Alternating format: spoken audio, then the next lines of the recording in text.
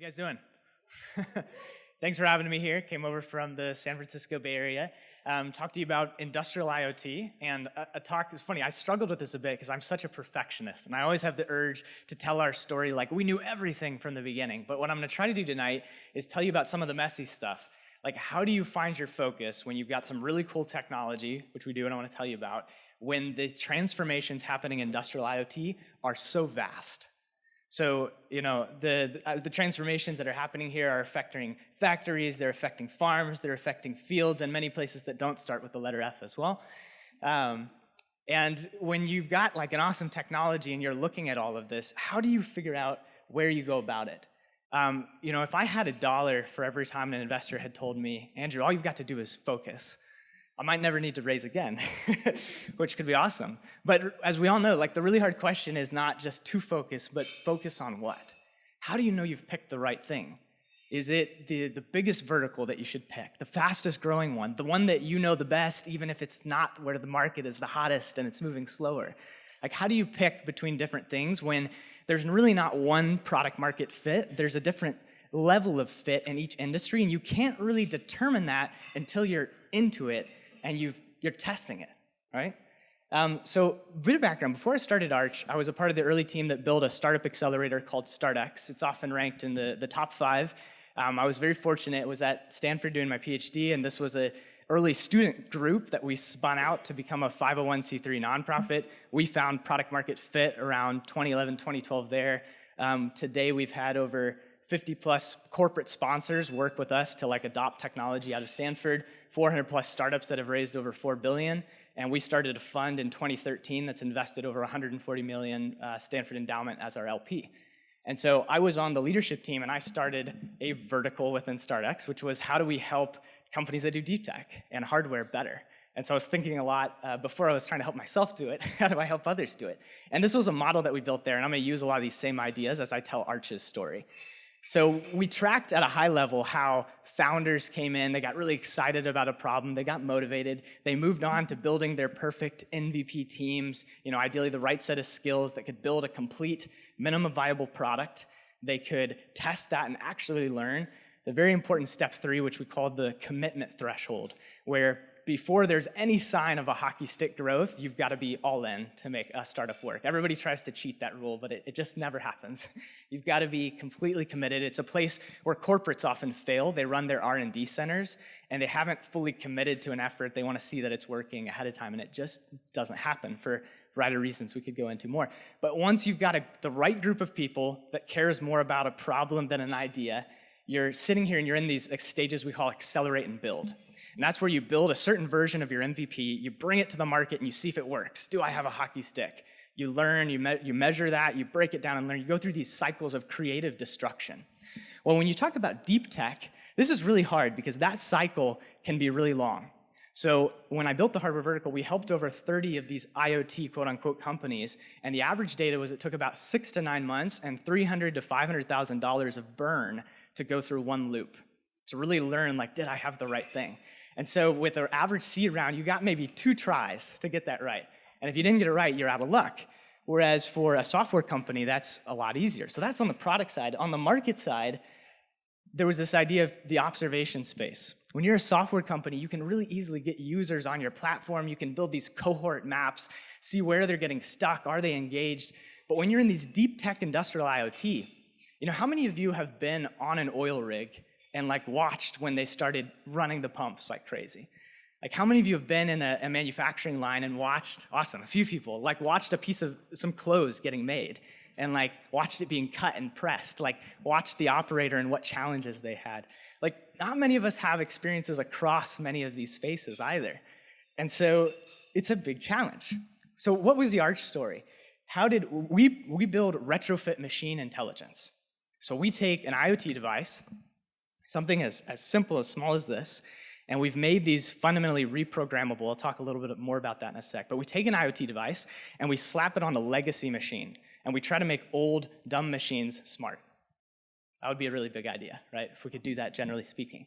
So what was our focus story? How did we think about this? And like I said, I'm trying to share some of the messiness and not just jump to the conclusion, which if we were having an investment pitch, I would, of course, start with just our knowledge of the space that we focus on today. Okay, so founding story of Arch. So I told you kind of how I was a part of the early StartX team, and I worked with over 30 other IoT companies trying to get it right. Well, my co-founder, Tim, was working in the developing world for a long time, trying to solve what I guess was now called an IoT problem. So he was working on, I think, what a lot of people consider one of the most important philanthropic efforts in the world, which is to try to bring clean drinking water to everyone. And a lot of people try to solve this, like the Bill and Melinda Gates Foundation, by providing a lot of good funding to build wells and help people have clean water. But there's a big problem with that, and that is that just building a well is not enough. You've got to maintain it. And in 80% of the poor areas, 40% across Africa, the wells that they have are broken because they can't maintain the infrastructure. So Tim and then the rest of our team, we had a big idea. What if you could take simple IoT devices and a cloud, and you could build the set of technology that a utility needs 100 times cheaper? What if you could empower local partners in these areas to be a utility and not have to go to a Siemens, a GE, and for 100 times less, be a utility? Could you leapfrog utility the same way like cell phones leapfrog landline? That was this big idea. And what was really different about this observation space of spending all this time in Africa was that what I think a lot of people did in IoT was they looked around them and they said, Internet of Things, a chair. What happens if a chair is smart? A door lock. What happens if your door lock is smart? The refrigerator. And a lot of good things came out of that. But we almost had the opposite perspective. We were like, here's a set of old machines that are being used to deliver water. Is there something we could build that could network all of them, make them smart, so we could make that utility system? All right, which if people that know the manufacturing and like utility spaces, they often call these systems SCADAs, supervisory control and data acquisition systems. So we wanted to build a cloud SCADA, right? Cloud is a master computer, but a set of IoT devices is the cheap legs, replacing the PLCs and the industrial computers. So what came out of that unique observation space, by the way, this was years of work before we started our company that was laying the thinking for this. And when we started our company, we partnered, we got a grant with the World Bank, and we equipped 10,000 people's drinking water with sensors and made a first version of a cloud SCADA, which still had a lot of problems, but it was very exciting as a concept, and we're carrying it forward, and there's a chance that this year we're actually going to expand that to 100,000 people in Tanzania. But from the beginning, we started our company on the premise that we could not start a for-profit company that would just do water in these areas. We really believed that that was an externality of the free market. And what we wanted to do was see if we could scale up the technology that we discovered to other awesome industrial verticals, and by having open source technology and corporate giving, also be able to expand our work in Africa. And we can argue, later whether that's the right approach or not. It's something we think a lot about, how to make impact, but that's what we started our company to do. So we're sitting here, and we've got this awesome technology that came from years of work. We have these modular retrofit devices. They're the low cost and low power of a typical IoT device, but they're reprogrammable like an industrial PC. And if for any of you that know the semiconductor world, it's a little bit like the analogy of what's called a field programmable gate array. It's a reprogrammable chip to an application-specific IC, and ASIC is a little bit like what IoT technology is to a typical embedded device. So this is not a Raspberry Pi. It's a microcontroller device. So imagine if you had some of the reprogrammability of a Raspberry Pi, like you could easily program it, but it could live on a battery for years. It's kind of a new kind of device that's possible. So wow, that's a really cool technology. Say you pulled out your market map and one of the many ones of cross IoT. Sorry if it's a little blurry, and you're like, where do I go with this? Should I go with the area that's worth the most money? Now that's other category. That's not very helpful. Maybe manufacturing. And what about what's growing the fastest? On this map, maybe that's healthcare, more than 2.5x growth in just 4 years. Maybe it's transportation because autonomy is so hot. We might be able to couple to that trend, and maybe they'd find a need for this tech. Well, maybe it's utilities because that's more similar to what we were doing, and we know energy and water like the back of our hand. So that's not as sexy, but maybe we should start there. Well, what we decided to do, one of the reasons I was so excited to start this company with our technology, was I thought we could break the rules. Usually, like I said, a hardware company needs 6 to 9 months and 300 to 500K of burn to try something. But with our technology, we were able in 2 to 3 weeks and less than $10,000 of burn to build a completely new IoT device. So I was like, with a seed round, we've got like more than 10 attempts to find something really cool. So we took a little time to do that. We ran a series of highly efficient sprints, and we built different versions of our devices, and we put them all kinds of places. We put them on water and power systems. We made a partnership with the biggest drip irrigation company in the world, Netafim, with a Global 2000 oil and gas. We ran pilots with, we had a pilot with Tesla, we had pilots with a lot of great companies, manufacturing lines. In fact, not on here, I even talked to some people from Allison's team. We have like a number of sensors in greenhouses. So we tried a whole bunch of stuff and said, you know, what are the things that make our technology special versus, like, where is IoT needed? Where is there urgency that someone's trying to adopt now? And where is there something special about what we do? And I wish I could go into many of the stories here, but to bring it in, this was how we thought about it, and I hope it's interesting and helpful to others.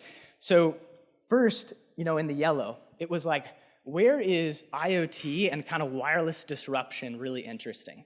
And for us, like I said, we fundamentally believe that the disruptive factor of IoT is about power.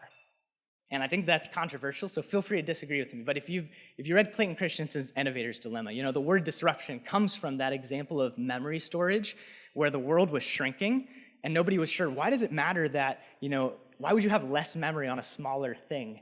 And so, the old mainframe guys didn't do it, and then what do you know, laptops and smaller devices that kept getting disrupted.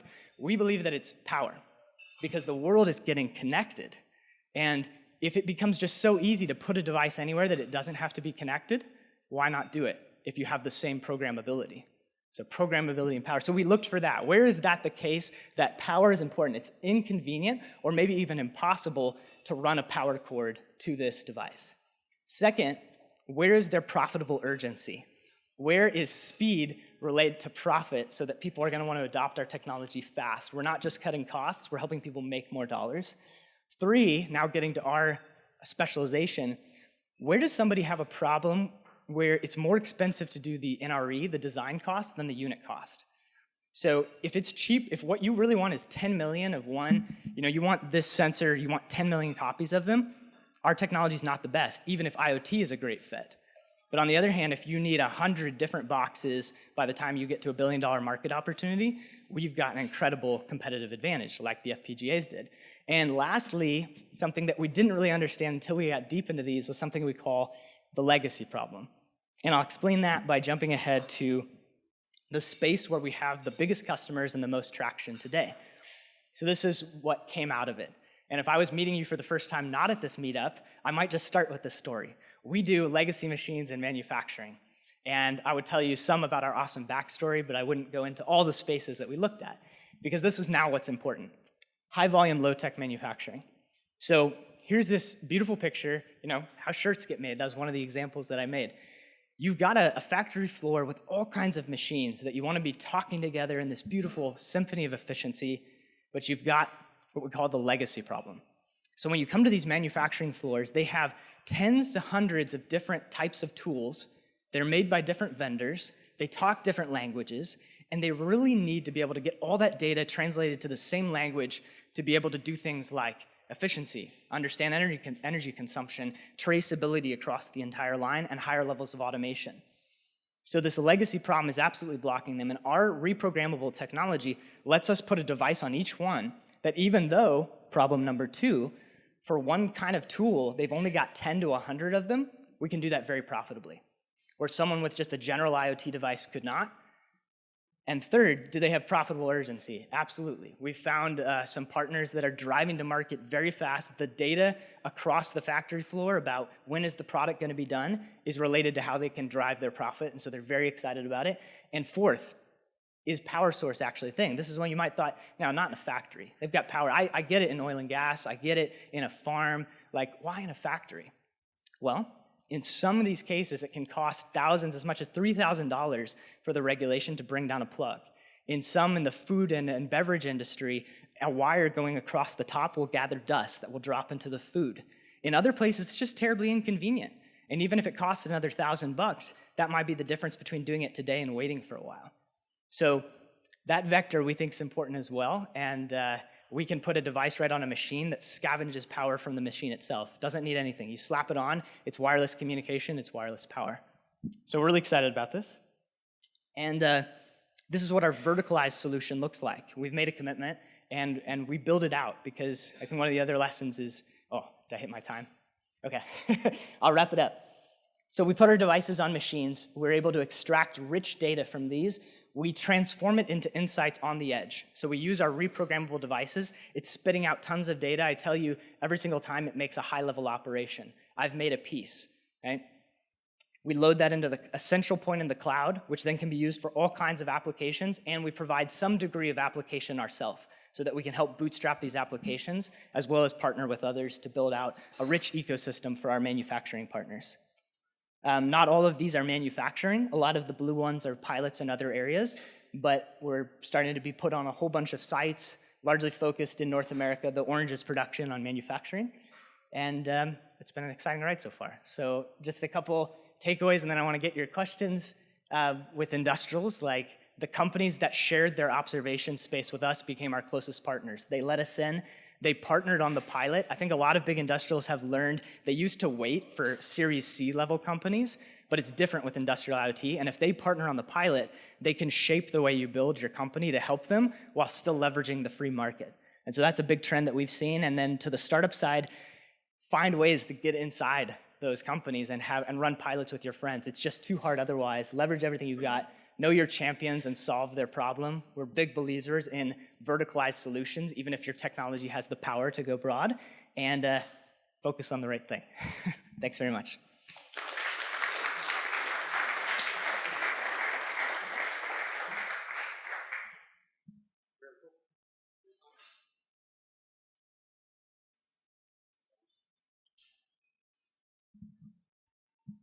This normally looks kind of silly when it works, so when it doesn't work, it's even worse. How do you sell this? So, finding a pilot and a friend and a sponsor, all the things are, very much in the category of easier said than done. Any lessons learned selling, especially at the very beginning? Yeah, so we have definitely, we want to be a as-a-service company, and all investors want us to, how much are you selling recurring hardware versus a widget? But the customers really love the widget, and so we've been patient. We've actually already gone from our pricing model being only 10% recurring to over 50% recurring in the last 2.5 years. So that was one thing that we stair-stepped the model in a way the customers understood. We didn't scare them too much from the beginning, and we managed our investors' hope that we would get there. The other thing is finding your champions is just absolutely critical, and knowing your buyer. I mean, that you don't know that from the beginning. That's part of that learning. But for us, it's both a technical and a non-technical buyer. A high-level C-suite type person that sees how we can change the whole floor and how exciting that is, and a key technical person that's part of an automation team that gives us access to these machines. And so it was, sometimes at first we thought our buyer would be one person. And so we tried both, and then we really found out that a combination of buyers is what picks up our speed. Nice one. So a couple of questions. What's the gateway that you use? What kind of sensors do you have on your basic unit? Yeah, so we built our edge nodes to be compatible with anybody's gateway. We have a virtual gateway program that we can install on any PC in the world, plug in a dongle, and it becomes a gateway for our technology. So any computers that they have on the floor, we can repurpose, or we'll use, so we offer really cheap things, like we offer a Raspberry Pi box as a gateway completely for free, okay. Or we let our customer pick their favorite Dell or Beckhoff box, and we convert it into our gateway. And particular sensors that you have? Types of sensors? Yes. We have vibration, temperature, humidity, we have a swath of them. But a lot of what we do is actually plug into the machine and decode its analog or digital signals. So we'll read the EtherCAT, Modbus bus, or we'll even read the analog, like what the motor's doing. And so we're building out a library of tools, basically, that lets us come into a given manufacturing floor and say, here, we can do all of these things right away, plug and play. Thank you. Yeah. Hi. Great presentation. My question is, what will happen with ARC when legacy machines will not become a problem anymore? That's a great question. So a lot of industrial IoT companies have gone the route of partnering with OEMs because they're worried about that question. And they want to say, if I get built into your tool, I'm your technology solution in the future, as opposed to you building a new tool without me. And we've done the opposite, which I've come to think is the better position, because basically, these manufacturers want a translation layer. So even when their tool is smart and it's not legacy, they're asking us to build a translator agent so that we're an API company. It's like MuleSoft for machines, or these companies that build that aggregator layer that then let you build any app on top. And I think that's actually a permanently good position where partnering only with the OEM is more tentative. Got one more quick one here. What about communications? Do you have a solution for the communications from the smart thing to the cloud? To the cloud, how do we do it? Yeah. Yeah, so there's already 21 major wireless protocols, right? Bluetooth, Wi-Fi, Zigbee, cellular, this, that, and the other. So inside our box, the wireless module is completely switchable. Nothing has to change, and you could actually change from Zigbee to cellular to Bluetooth, different physics, without changing any of the programming. Now, we don't have all that at production today. We have Bluetooth and LoRa, and we have some cellular and Wi-Fi capabilities. But in terms of our roadmap, we want to make that agnostic. And actually, the customer doesn't have to care anymore. We can go into a given choice and say, this is what's best, and plug and play. But today, we largely use base station networks of Bluetooth or LoRa that then plug into a building's Wi-Fi or Ethernet. And we do some cellular. Last question. Hi. So this specific space is known to have very long sales cycles. What are the learnings you've had so far to shorten it as much as possible? Yeah. So we do run proof of concepts. We get with our champion customer. We'll run a proof of concept for 1 or 2 months to help define the ROI together. And I think that's a big part of it. We come in, we're very confident. Say, give us 1 or 2 months on your floor, and I'll have a whole list of things that we can improve. But the big thing is finding the right buyer, finding your high-level champion that wants to move things quickly. And the other thing is understanding, I think, who your channel partner is. So for us, contract manufacturers we're kind of tight friends. And once you get inside of a channel, they take you customer to customer where that lead is already hot and prepped in a way. So and that's definitely something we're still figuring out, but I think it's the combination of your champion buyer having a really tight POC process and being able to define those ROIs and understanding who your channels are that serve you up leads that are ready before they come to you to adopt. Great. On this note, thank you so much, Andrew. Really appreciate it. This was great.